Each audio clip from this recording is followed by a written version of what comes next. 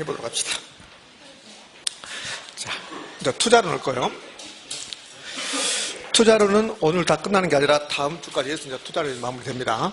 자, 투자론 82쪽 펴입니다. 82쪽. 82쪽에서 이제 시험에 나올 것은 거기 보면 뭐 개념 이런 거 필요 없잖아요. 그러면 부동산 투자의 장점, 단점, 장점을 골라봐라, 단점을 골라봐라 이렇게 나오지 않습니다. 거기서 장점과 단점 구별해놨는데 그건 암기하는 게 아닙니다. 그러면 뭘 하시냐 되냐면 장점에서는 두 가지 정도만 기억하시면 돼요. 물론 장점에서 1번 인플레이션 했지, 4번 소득이득과 자본이득의 향유, 그 다음에 2번 지렛대 효과, 이거 잘 나오는데 지렛대 효과는 지렛대 효과 자체가 잘 나오는 거고 단독 문제로 여기서는 구매력 보호 효과가 있다. 그 다음에 소득이득과 자본이득 좀 이따가 오늘 마지막 시간에 할 거예요. 여기서 첫 번째 기억할 거 구매력 보호 효과가 있다. 이제 이 뜻이잖아요. 돈이 10억이라는 돈이 있으면 그럼 이 10억이라는 돈을 있으면 인플레이션 예상된다. 이때 현금을 가지고 있는 경우하고 부동산에 투자하는 경우를 두 개로 비교해보자. 그럼 현금을 가지고 있는데 인플레이션이 10% 발생하면 그러면 화폐가치, 인플레이션은 화폐가치가 떨어지는 거잖아요. 인플레이션 화폐가치 하라. 화폐가치가 떨어지는 것이다. 대신에 물가는 올라가는 거죠. 가격은 올라가는 게 이게 인플레이션이죠. 이 인플레이션의 뜻을 시험에 내는 게 아니죠. 그러면 현금 10억을 가지고 있는 경우하고 부동산에 투자했을 때 인플레이션이 발생했을 때 어떤 게 유리할까? 현금 가지고 있어요. 그러면 10억이라는 돈을 가지고 있는데 인플레이션 10% 발생하면 10% 가치가 하락하는 거예요. 이렇게. 부동산에 투자했습니다. 그러면 10억짜리 부동산이 얼마 되는 겁니까? 11억 되는 거죠. 왜? 인플레이션이 10% 발생했습니다. 그럼 물가가 10% 올라갈 거니까. 물건의 가격이 10% 올라가죠. 그 부동산에 투자한다면 11억 되는 거예요. 그럼 이걸 인플레이션을 빼버리면 그대로 10억이죠. 근데 현금에 투자하면 10%만큼 가치가 떨어지죠. 그럼 인플레이션이 발생할 때 현금을 가지고 있는 게 유리합니까? 부동산에 투자하는 게 유리합니까? 부동산에 투자하는 거 유리하다. 그러면 이 현금의 가치가 떨어진다. 현금의 가치, 화폐 가치가 하락했다. 화폐 가치 하락. 그럼 화폐 가치 하락인데 화폐 가치가 뭐였습니까? 화폐 가치가? 화폐 가치가 돈의 가치가요? 물건을 사는 힘 구매력이죠. 그럼 인플레이션 예상될 때 현금을 가지고 있으면 구매력이 떨어지죠. 부동산을 샀습니다. 11억이 돼서 그대로 10억입니다. 그러면 인플레이션 예상될 때 부동산을 사면 화폐 가치가 떨어지는 것을, 구매력이 떨어지는 것을 보호해준다. 이것을 인플레이션 해지, 구매력 보호 효과, 요게 부동산 투자에서 장점, 단점에서 가장 중요한 말. 지렛대 효과는 큰 의미가 없으니까요. 3번, 낮은 황금성. 지렛대 효과 의미가 없는 게 아니라 여기서는 의미가 없죠. 별도로 단도문이 나올 거니까. 그러니까 부동산 투자의 장점은 지렛대 효과가 있다. 뭐 이런 식으로는 출제하지 않는다고. 지렛대 효과는 별도로 단도문이 나올 거니까. 낮은 황금성. 부동산 투자의 가장 큰 단점, 황금성이 낮다. 황금성이 낮다는 것은 팔라고 내놓는데 잘 팔리지 않는다. 지난주도 이거 했잖아요. 이거 지난주에 이거 어디서 했었습니까? 낮은 황금성은 뭐 할 때 했어요? 부동산 시장의 특징, 부동산 시장의 특징에서 부동산 시장에서는 매매기간의 단기성, 장기성, 장기성. 매매기간의 장기성이란 말은 내놓으면 잘 팔린다, 안 팔린다? 안 팔린다. 그게 낮은 황금성이잖아요. 자, 투자의 장점, 단점이 다 끝나고 뭐 개념은 의미가 없는 거고요. 자, 그 다음 페이지로 갑니다. 그 다음 페이지 뭐가 나왔습니까? 지렛대 효과 나왔습니다. 그래서 83쪽에 지렛대 효과를 가지고. 지렛대 효과는 매년 나오는 건 아니죠. 한 3년에 한 번꼴로 나오는데 나오면 다 맞춰야 되는 부분입니다. 크게 어려운 거 없으니까 계산 문제까지 포함되어 있죠. 계산 문제도 계산 문제가 아니죠. 지렛대 효과 계산 문제가 뭐예요? 자기 자본순을 계산하는 거잖아요. 그거 못한다 그러면 계산 문제 아예 안 해야 되니까. 은행에서 돈을 빌리지 않고 투자했습니다. 그러면 차입이 없다. 부동산에 투자하는데 차입이 없다 이거예요. 차입이 없으면 어떤 일이 발생하냐면 그러면 총 투자액이 10억이다. 투자액이 10억이다. 그러면 은행에 돈 안 빌려왔으면 이 10억 총 투자액이 결국 이게 내 돈이 되는 거죠. 자기 자본하고 똑같아지는 거예요. 자기 자본하고 총 투자액이 똑같다. 차입이 없다면. 그러면 총 투자 수익률. 이걸 총 투자 수익률을 총 자본 수익률 그러거든요. 총 자본 수익률. 저는 총 투자 수익률. 총 자본 수익률, 총 투자 수익률 이렇게 해요. 이렇게. 이거하고 자기 자본 수익률. 자기 자본 수익률을 다른 말로 지분 수익률이라고 하죠. 그럼 총 투자액 10억, 자기 자본도 10억. 그럼 돈을 안 빌려면 총 투자액과 자기 자본이 똑같다. 그러면 총 자본 수익률하고 자기 자본 수익률이 같을까 다를까? 같겠죠. 총 투자 수익률이 10%다. 자기 자본 수익률이 10% 이렇게. 근데 차입을 했습니다. 돈을 빌려왔어요. 은행에서 부동산에 투자했는데 돈을 빌려왔습니다. 차입을 했다. 부채를 이용한다. 저당을 이용한다. 융자를 끼고 투자한다. 그러면 총 투자에 가고 자기 자본이 같을까 다를까? 다르겠죠. 총 투자에 가고 자기 자본이 다를 것이다. 그럼 어디가 더 커요? 총 투자가 더 크겠죠. 10억짜리 투자했는데 은행에서 5억 빌려왔다. 그러면 총 투자액은 10억인데 내 돈은 5억밖에 안 되는 거죠. 이랬을 때 총 투자 수익률하고 즉 총 투자 수익률이 총 자본 수익률이라고요. 자기 자본 수익률하고 달라질 수 있다는 거예요. 달라질 수 있다. 이렇게 같을 수도 있고 총 투자 수익률이 클 수도 있고 자기 자본 수익률도 클 수도 있고 이걸 지렛대 효과라고 그래요. 그러니까 지렛대 효과는 차입을 하지 않았으면 총 자본 수익률하고 자기 자본 수익률이 똑같을 텐데 차입을 통해서 투자했더니 총 투자 수익률하고 총 자본 수익률하고 자기 자본 수익률이 달라질 수 있다. 이걸 지렛대 효과라고 합니다. 자, 개념 나왔습니다. 타인 자본을 이용해서 투자했습니다. 이것을 꼭 타인 자본을 할 필요 없다 했잖아요. 부채 이용했다. 타인 자본이 부채니까 부채 이용했습니다. 그러니까 지렛대 효과 개념이 지렛대 효과가 시험에 나오면 개념이 시험에 나오는데 이 개념은 여러 가지 각도로 표현한다는 거예요. 타인 자본 이용했다 나오고 부채를 이용했다 나오고 일단 융자를 끼고 나오고 저당을 설정했다 나오고 이렇게 나온다고. 어차피 전부 다 타인 자본 이용입니다. 타인 자본을 이용해서 투자했더니 자기 자본 수익률. 요 자기 자본 수익률을 다른 말로 내 돈의 수익률이잖아요. 내 돈이 뭘까? 지분. 그럼 지분 투자 수익률 또는 지분 수익률 이렇게 한다고. 이걸 또 다른 말로 순자산 대비 투자 수익률을 그런다고. 꼭 이렇게 나와야만이 여러분이 그냥 맞추고 이게 나오면 저게 뭐지 그런다고. 왜? 순자산하고 자기 자본이 같다는 것을 우리가 인식을 못하니까 그런다고 그래요. 그러니까 자기 자본하고 지분하고 순자산하고 다 똑같은 말이죠. 이거는 예전에 다 배웠는데 다 잊어버린 거야. 우리 학창시절에 배웠던데 다 잊어버렸죠. 왜? 이거 몰라도 살아가는데 아무 지장 없으니까. 근데 갑자기 다시 생각하려니까 힘들어지는 거죠. 다 똑같은 말인데 다 출제했습니다. 그러면 지렛대 효과는 타인 자본 이용해서 자기 자본 수익률의 변화를 초래한 거. 이렇게 하면 돼요. 뭐 진폭을 크게 한다 필요 없어요. 자기 자본 수익률이 변동할 수 있다. 이렇게 하지 이걸 갖다 막 부채를 이용해서 융자를 끼고 저당을 이용해서 전세를 이용해서 막 이렇게 할 필요는 없죠. 전부 다 타인 자본 이용했으니까. 이게 지렛대 효과 개념. 또 다른 말은 이렇게 할 수 있죠. 이 개념 1번, 2번 해놨는데 1번, 2번 하는 이유는 1번처럼 출제한 적도 있고 2번처럼 출제한 적도 있고 그러니까 그래요. 타인 자본 이용하여 투자할 때 부채 비율의 증감이, 부채 비율이 낮단 말은 남의 돈을 이용했다는 소리잖아요. 부채 비율이 증감이 높고 낮음이 자기 자본 수익률에 미치는 효과, 자기 자본 수익률, 지분 수익률, 또 다른 말로 순자산 대비 투자 수익률 이렇게 미치는 효과를 말한다. 그래서 최근에 출제했던 것은 이렇게 했죠.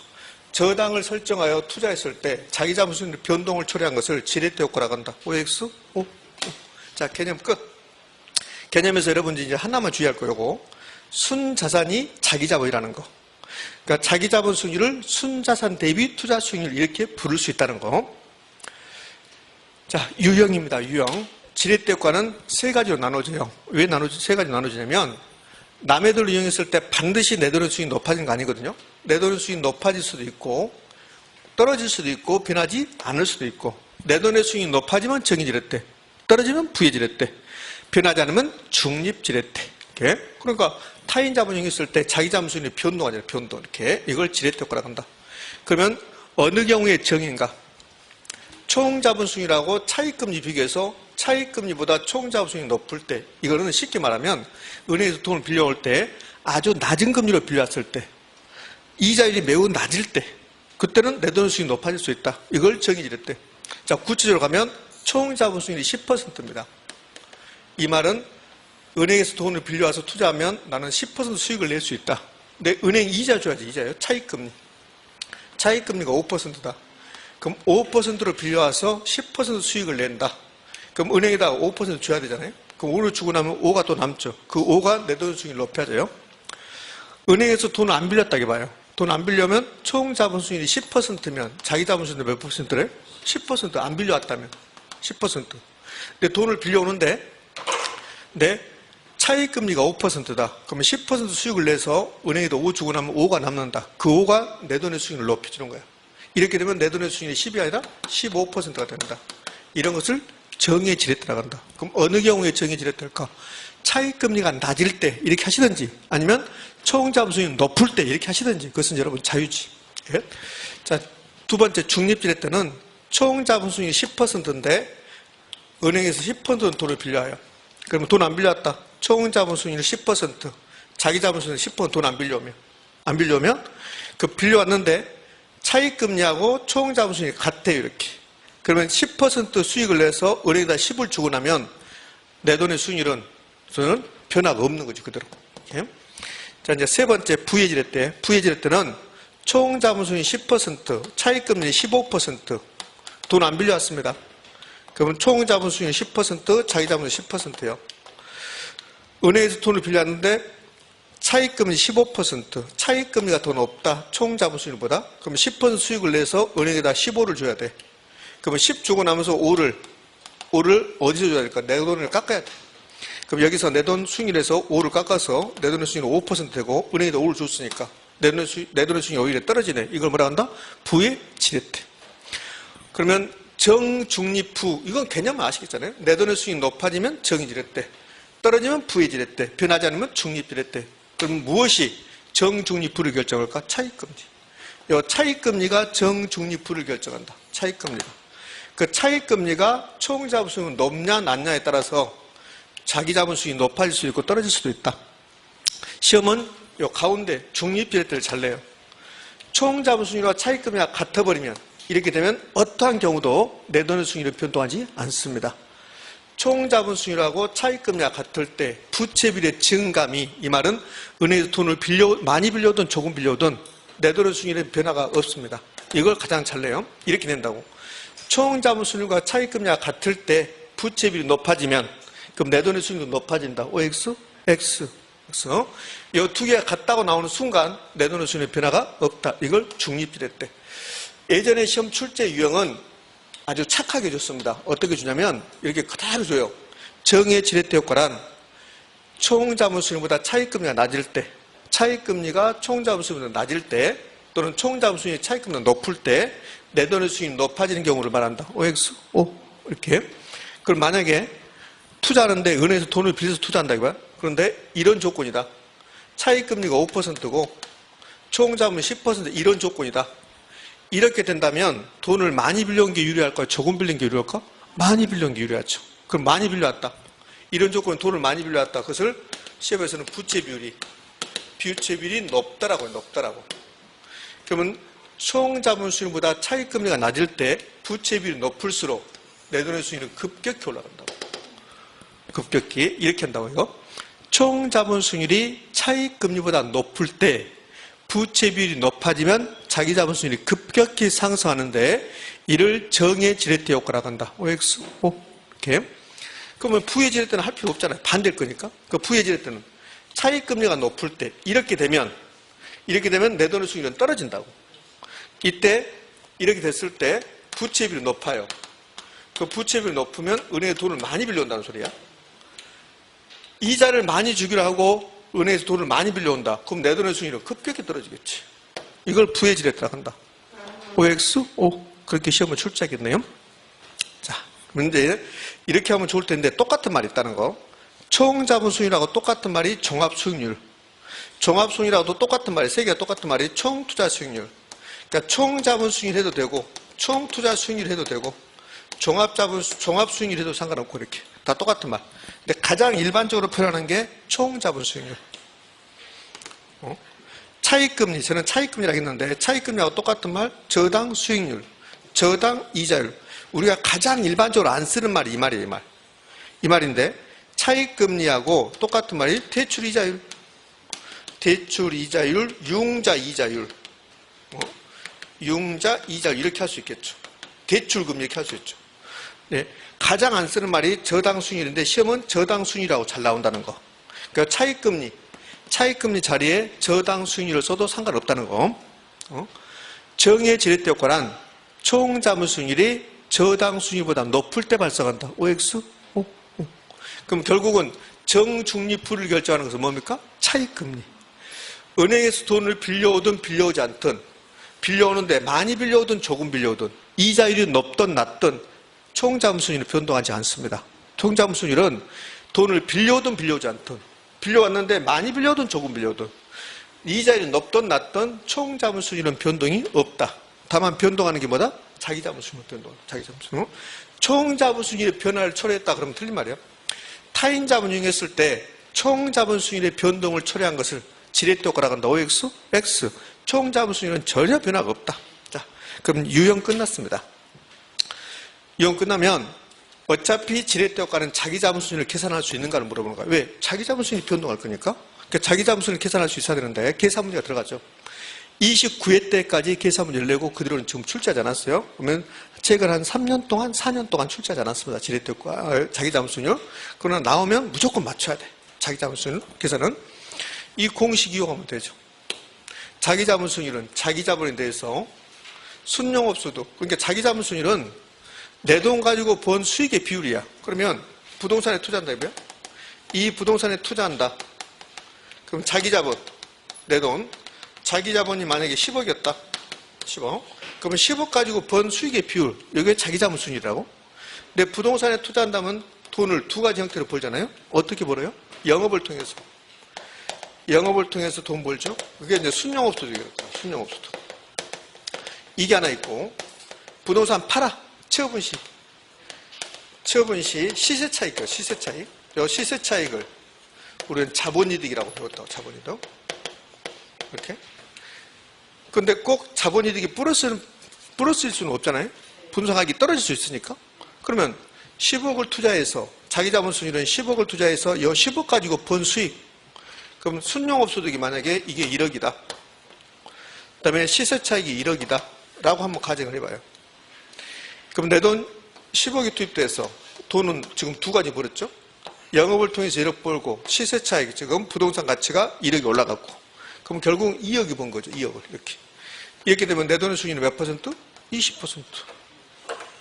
20% 됐습니까? 그렇죠. 그런데 문제는 은행에서 돈 빌려오면 이 순용업소득에서 은행 이자를 줘야 된다는 거.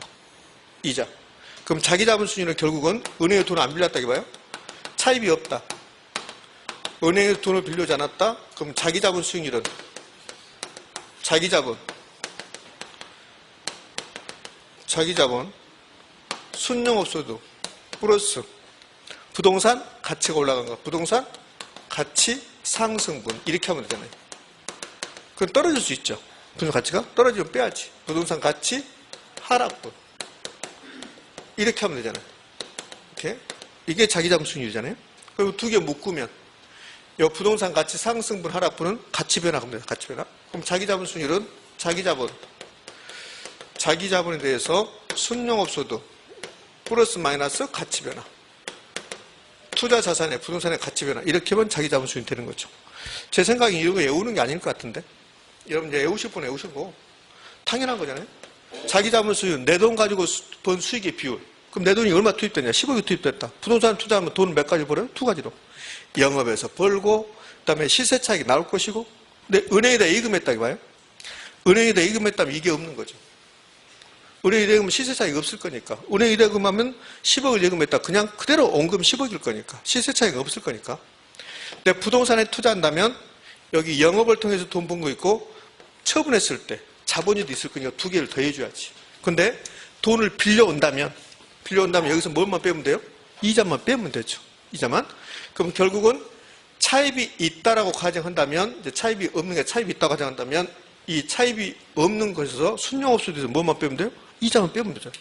그러면 자기자본순위는 결국 자기자본에 대해서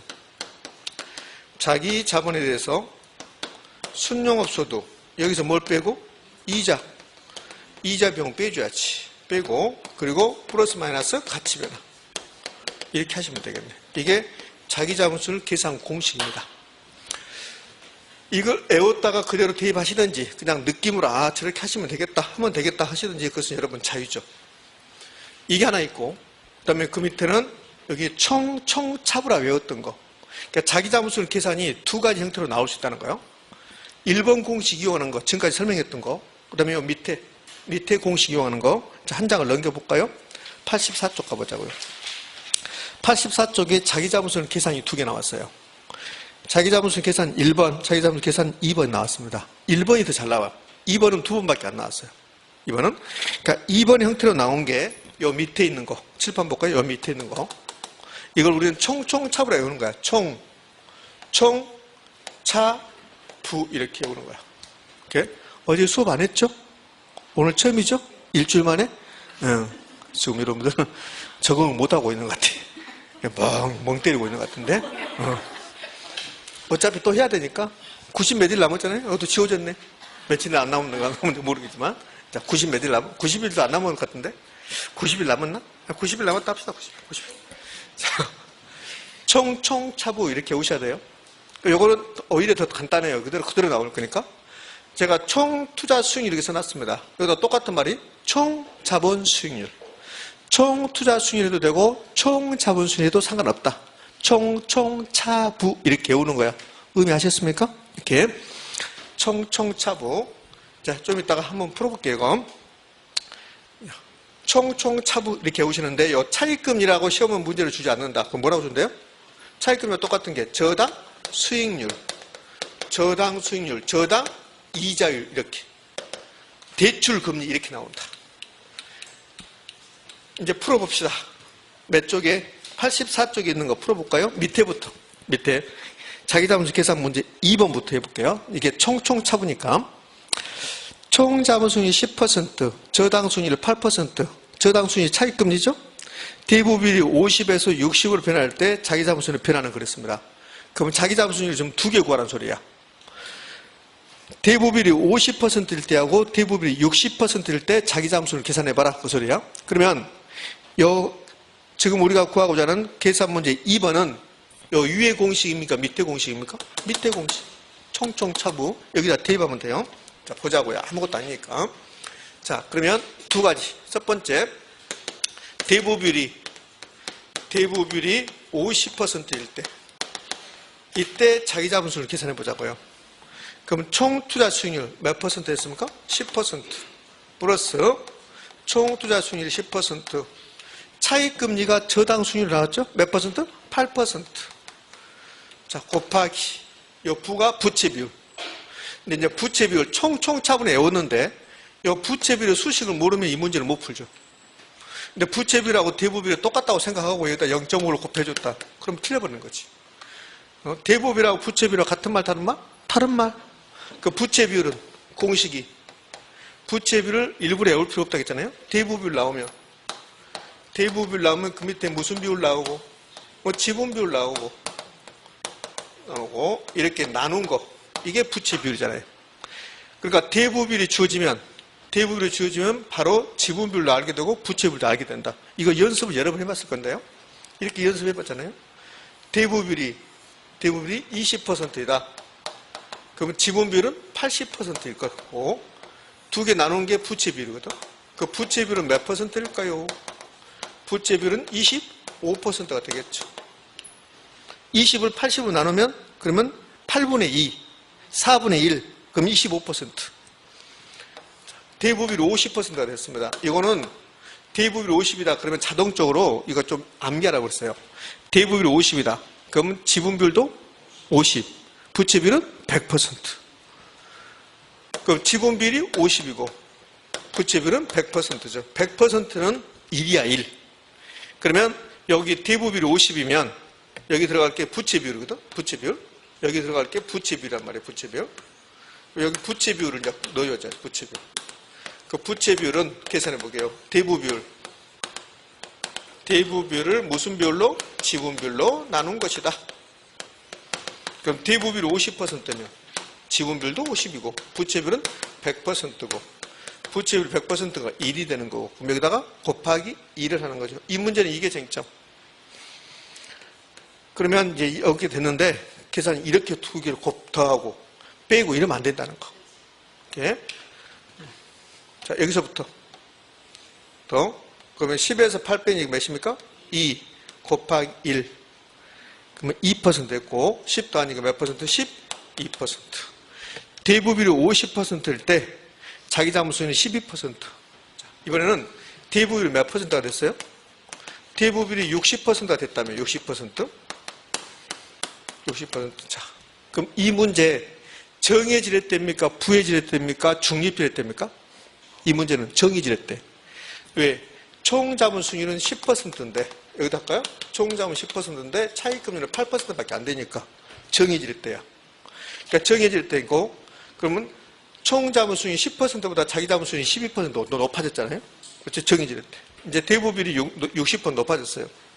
이때 자기 자본순위는 10% 플러스 10% 마이너스 8% 곱하기 여기 뭐 들어가야 돼요? 부채비율. 부채비율. 자, 부채비율 구해봅시다. 대부비율이 60이죠? 그 부채비율은 60%, 40%. 그럼 이건 몇입니까? 1.5. 1.5야, 이거 1.5. 150은 이게 1.5가 된다고, 1.5. 그럼 1.5를 곱해야지. 그럼 10에서 8 빼면 2. 2에다가 1.5를 곱하면 3. 그러면 몇 퍼센트? 13%가 되는 거지. 그래서 이 문제에서 대부비율이 50%일 때는 자기 자본순위율이 12%고 대부비율이 60이 되면 자기 자본순위율이 13%가 되고 그럼 대부비율이 50에서 60이 됐을 때 자기 자본순위는 몇 퍼센트 올라갔습니까? 1% 상승했습니다. 1%. 자, 그러면 앞에 배웠던 거, 요 문제, 요 계산 문제를 통해서 앞에 배웠던 이론을 여기다 접목시켜 볼까요? 첫 번째, 이건 정해질 때인가, 부해질 때인가, 중립질 때인가, 정해질 때. 차입 이자율보다 총 투자 수익률, 총 자본이 높으니까 정해질 때. 이건 정해질 때다. 그러면 정해질 때 효과면 자기 자본이 높아질 것이다. 높아졌죠? 돈 안 빌려왔다고 봐요. 돈 안 빌려오면 자기 자본수는 몇 퍼센트요? 10%. 돈 안 빌려왔다면. 돈을 빌려왔는데 자기 자본이 12%가 됐죠. 대부분이 50%, 12% 됐죠? 그럼 돈 빌려와서 내 돈의 수익이 높아졌잖아요. 정해질 때가 되는 거지. 근데 부채 비율이 높아진 거야. 대부분이 높아진 거나 부채 비율이 높아졌다. 정해질 때인데 부채 비율이 높아졌습니다. 대부분이 높아졌습니다. 내 돈의 수익이 높아져야 되지. 내 돈의 수익이 12에서 몇 됐어요? 13이 됐지. 높아졌잖아요. 그러니까 앞에 배웠던 이론하고 똑같이 됐죠. 지금 증명이 됐죠. 돈 안 빌려왔습니다. 그러면 내 돈의 수익이라고, 즉 자기 자본 수익이라고 총 투자 수익이 똑같겠죠. 돈을 빌려왔어요. 빌려왔는데 8%를 빌려왔습니다. 차익금리. 그러면 정해질 때. 그래서 내 돈의 수익이 높아졌잖아요. 10에서 12로. 근데 대부분이 높아졌어요. 50에서 60으로. 그럼 대부분이 높아지면 내 돈의 수익은 높아져야 되지. 더 높아져야 정해질 때니까 12에서 13으로 높아졌습니다. 자, 총총차부 나오면 반드시 맞춰야 되고, 그 다음에 봐요. 여기가 대부비율이 나오냐, 부채비율이 나오는 것 다 달라진다는 거. 그 문제에서, 이 문제는 대부비율이 50에서 60으로 갔다. 근데 이렇게 줄 수 있어요. 어떻게 주냐면, 이 문제를 약간 바꿔보면 이렇게 할 수 있어요. 그럼 이 문제는 대부비율이 50에서 60이 됐다. 이렇게 줬는데, 이렇게 줄 수 있다고. 자, 기억. 기억은 대부비율이 50%일 때. 대부비율이 50%일 때 자기 자본수를 구해봐라. 니은 부채비율이 50%일 때. 부채비율이 50%일 때 자기 자본수를 구해봐라. 이렇게 바꿀 수 있다는 거예요. 그럼 대부비율이 50%일 때 자기 자본수익률은 12% 구해졌잖아요. 12%. 이렇게? 그 부채비율이 50%다. 그러면 총 자본수익률 10%. 총 자본수 10% 플러스 10% 마이너스 몇 퍼센트? 8%. 곱하기 부채비율 몇? 0.5. 자, 그럼 여기 2%다 0.5로 곱하니까 몇입니까? 1. 10 더하니까 11%. 똑같은 문제인데 대부비율이 50%냐 부채비율이 50%냐에 따라서 달라진다는 거. 지금 이해됐습니까? 무슨 말인지? 이렇게. 자, 거기 84쪽의 계산 문제 2번을 이렇게 바꿀 수 있다는 거예요. 2번은 대부비율이 50에서 60으로 해서 변했다. 이렇게 나왔는데 이렇게 주지 않고 대부비율이 50%일 때하고 부채비율이 50%일 때 각각 자기 자본수익률은 얼마입니까? 이렇게 바꿀 수도 있다. 자, 그 위에 문제 갑시다. 그 위에 문제는 여 위에 있는 공식 이용하는 거예요. 자기 자본으로는 1억, 총 투자액은 얼마? 2억. 부동산에 투자했습니다. 순용업소득이 2천만 원으로 기대된답니다.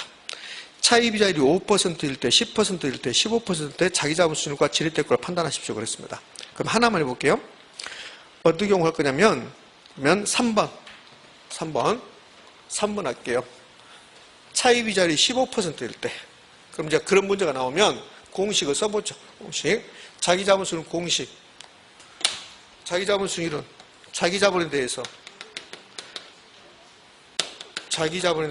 순용업소득 마이너스 이자 비용 빼고 부동산 가치가 올라가거나 떨어지면 그거 반영해야 되죠. 플러스 마이너스 가치 변화. 이거는 공부거리가 아니라 여러분들 공부하고 있으면 저걸 왜 공부하지 이렇게 해야 돼. 그잖아요. 왜 저걸 공부하지? 당연한 것을 이렇게 해야 된다고. 근데 우리가 다 잊어버렸다니까 지금. 학창시절에 했던 것을. 자기자본 얼마입니까? 이거 얼마? 1억. 순용업소득 얼마? 2천만 원. 돈 빌려왔죠? 이자율 15%로 하자고 했어요. 제가 차익금리 15% 하십시다 이렇게 했습니다. 그럼 이자를 이제 빼줘야 되는데 돈을 얼마 빌려왔어요? 1억 빌려왔지. 1억. 왜? 부동산 가격은 2억이고 내 돈은 1억이니까 은행에서 1억 빌려왔죠. 그럼 1억에 대해서 이자율 몇 퍼센트? 15%. 0.15. 1,500만 원 줘야지. 은행에다가. 근데 이 문제는 부동산 가치 변화 있어요? 없어요? 없죠. 없으니까 쓸 필요 없지. 이거 쓸 필요 없죠. 그러면 1억을 투자해서 순용업소득 2천만 원인데 은행에다가 1,500을 줘버리면 나에게 떨어진 것은 500만 원밖에 안 되죠. 그러면 몇 퍼센트? 5%죠. 1억을 투자해서 나에게 떨어진 것은 500만 원일 거니까 5%. 자, 이 정도. 거기 1번하고 2번은 여러분 보시면 되겠죠. 자, 다시 이제 앞으로 가요. 지렛대 효과 지금 아직 안 끝났습니다. 지렛대 효과.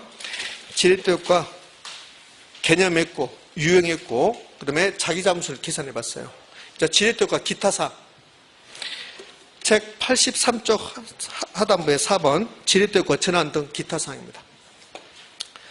첫 번째 지렛대 효과 전환입니다. 어떤 게 지렛대 효과 전환일까? 이게 지렛대 효과 전환이라고 그래요. 뭐가 전환이냐면 내가 지금 부의 지렛대로 돈을 빌려 쓰고 있어요. 그럼 총 자본수익이 10%인데 차익금리가 15%라는 소리를 이렇게 빌려 쓰고 있습니다. 그럼 계속 내 돈의 수익률이 떨어져요. 그래서 이걸 내가 정의 지렛대로 바꾸고 싶어 이렇게. 그럼 정의 지렛대로 바꾸는 거 이걸 지렛대 효과 전환이라고 그래. 그럼 바꾸려면 만약에 차익금리가 여기 차익금리가 10%가 된다고 봐요.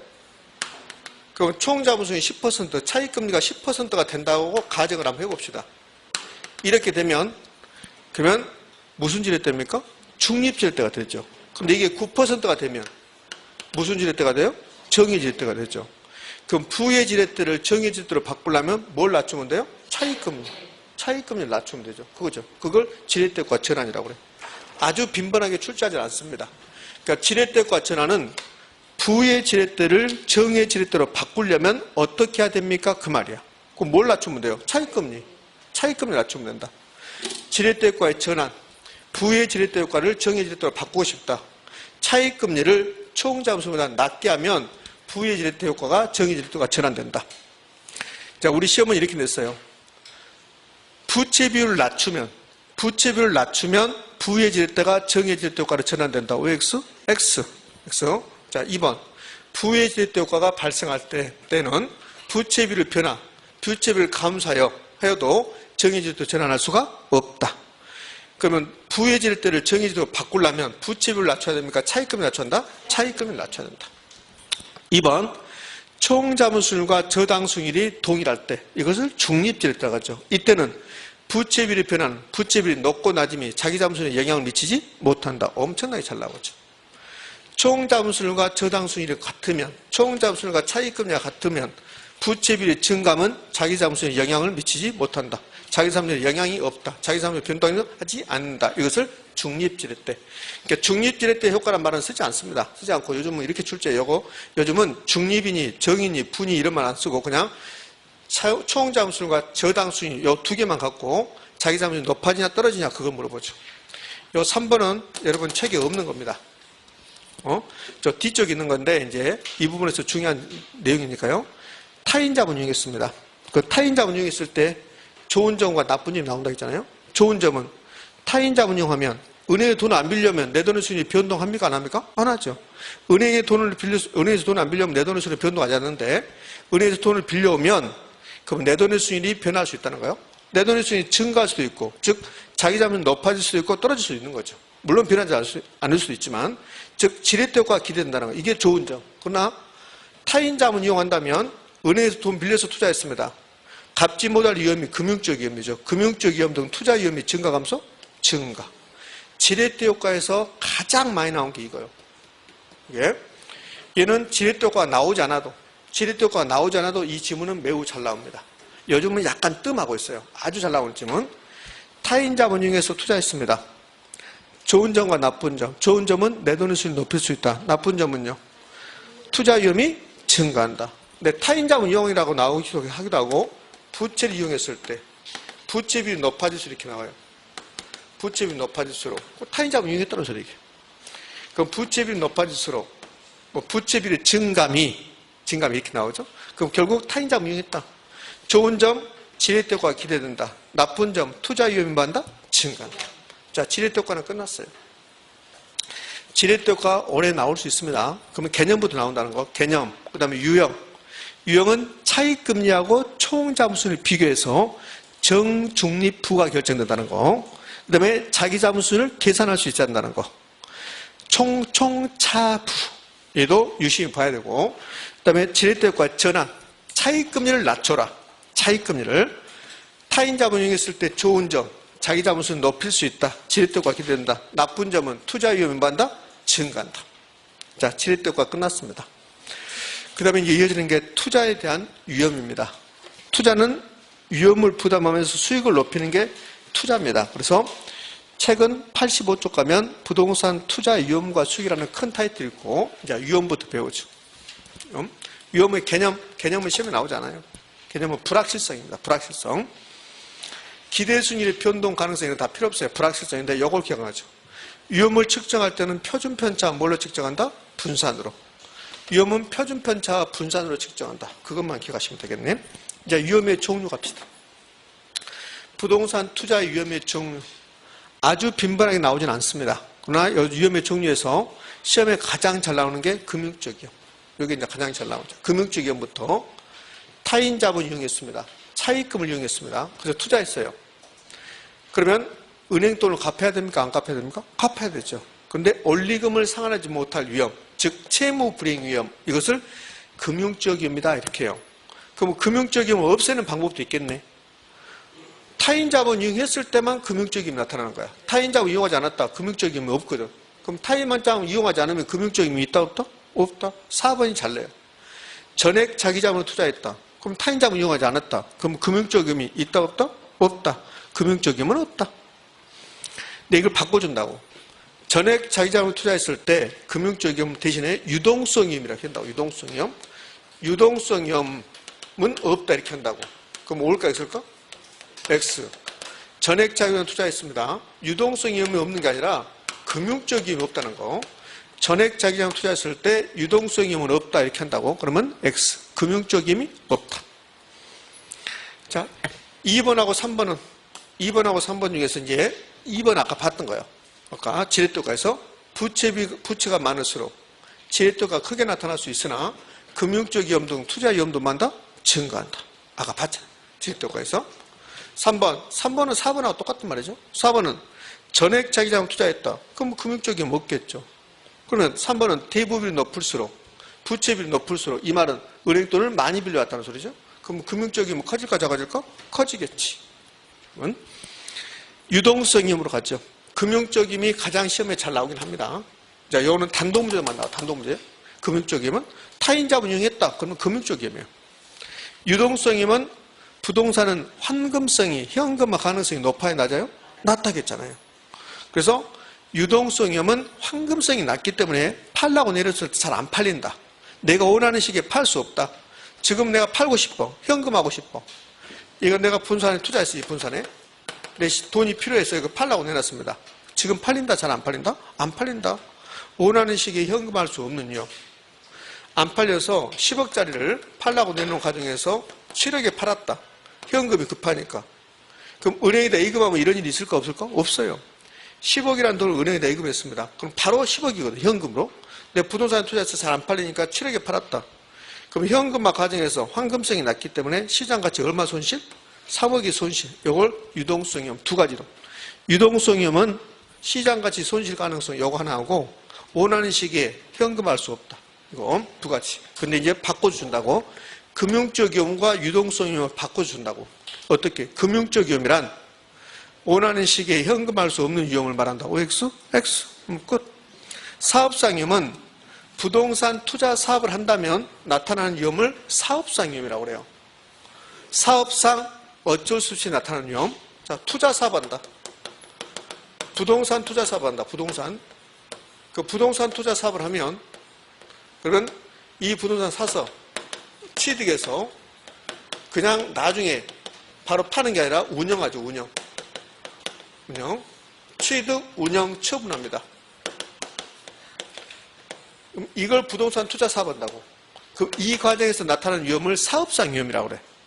투자 사업한다 말은 취득해서 바로 파는 게 아니라 운영도 하고 취득해서 운영하고 그 다음에 처분하겠다. 만약에 운영 과정이 없다. 취득해서 바로 처분한다. 그것은 투기라고 하니까. 그럼 이 과정에서 나타나는 위험을 사업상 위험이라고 그래요. 10억이라는 돈을 내가 은행에다 예금했습니다. 은행에다 예금했다. 그럼 부동산 투자 사업을 하는 겁니까? 안 하는 겁니까? 안 하는 거잖아요. 근데 부동산에 투자했다. 이게 부동산 투자 사업을 하는 거라고. 이 과정에서 나타나는 위험. 은행에다 예금하면 운영이란 말이 있을까 없을까? 없어. 근데 부동산에 투자한다면 운영을 해야 돼. 운영 과정에서 잘못했다. 영업 경비가 많이 들어간다. 이런 것을 운영 위험이라고 그래요. 그러니까 사업상 위험이라는 것은 부동산 사업 자체에서 연유하는 나타나는 수익성하는 위험인데 근데 여기에는 이렇게 세 가지로 나눌 수 있다는 거예요. 시장 위험, 운영 위험, 유치적 위험 이렇게 있다는 거예요. 아주 빈번하게 나온 건 아니에요. 그냥 사업상 위험이란 부동산 사업 자체에서 연유하는 수익성에 관한 위험이다 이렇게 나와요. 근데 굳이 나눠보면 부동산 투자 사업을 한다. 그러면 부동산 투자 사업을 하는데 부동산 경기가 나빠지면 그럼 수익이 떨어지겠죠. 그것을 시장 위험이라고 그래요. 경기 침체 등 수요 공급 변화, 수요 공급이 시장 상황이 변한 거죠. 시장 상황의 변화로 발생하는 위험을 사업상 위험이라고 한다. 올까 있을까? 오. 시장 상황이 변동했다. 경기가 침체했다. 그래서 수익성이 변동이 발생했다. 그것은 무슨 위험을 한다? 시장 위험인데 그것이 사업상 위험이야. 운영 위험. 근로자들이 파업한다. 영업 경비 많이 들어간다. 이렇게 해서 나타나는 위험. 운영 과정을 잘못했다. 운영 과정에서 나타나는 불확실성. 위치적 위험은 딱 한 번 나왔습니다. 하곡동에 투자해야 되는데 발산동에 투자했다. 그럼 입지 선정을 잘못했죠? 이래서 나타나는 위험을 위치적 위험이 나온다. 얘들은 단독문이 나오지 않고 그냥 지문 나오는 거야. 지문. 금융적 위험, 유동성 위험. 자, 봤습니다. 이 중에서 가장 중요한 게 뭐예요? 금융적 위험. 금융적 위험. 금융적 위험은 언제나 지렛대역과 같이 연결되어 있다는 거. 그럼 생각해봐요. 타인 자본 이용했을 때만 금융적 위험이 있는 거예요. 타인 자본 이용했을 때만 지렛대역과 있는 거라고. 그럼 지렛대역과하고 금융적 위험은 같이 다닌다는 거 이렇게. 그래서 이런 문제도 줄 수 있어요. 지렛대역과 관련된 위험은 지렛대역과하고 관련되어 있는 위험은 무슨 위험일까? 금융적 위험.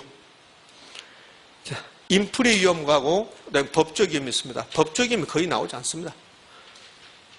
제도가 바뀌는 거예요. 제도. 법률적 사항이 바뀌는 거예요. 세제가 세금 제도죠. 만약에 임대사업에 대해서 임대소득세율이 변화했어요. 임대소득세율이 높아져요. 그 임대소득세율이 20에서 50이 됐다. 그럼 임대사업 할 수 있을까요? 거의 못하죠. 이렇게 법률적 사항이 변동했습니다. 정부가 임대를 규제한답니다. 이렇게 법률적 사항이 변동한 것을 법적 위험이라고 해요. 가장 안 나오는 거야. 인프레 위험의 뜻을 물어보지 않고 인프레 위험은 이거 물어봐요. 인프레 위험은 여기 이제 1번이 뜻인데 그 2번 잘 물어보죠. 2번. 은행이 인프레 예상됐을 때 고정금리로가 유리한가 변동금리로 유리한가?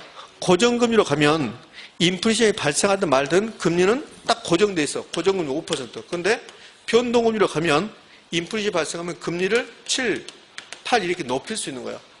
그러면 인플레 위험에서는 뜻을 물어보지 않고 인플레 예상되면 대출자는 고정이자율이 유리한가 변동이 유리한가? 무슨 이자율이 유리하다? 변동이자율이 유리하다. 이거 하나 하고 자 2번이 가끔씩 나오고 3번도 인플레 위험에 대비하는 건데 임대인과 임차인 관계에서 인플레이션이 예상된다면 임대인들은 고정 임대료 계약을 하는 게 유리한가?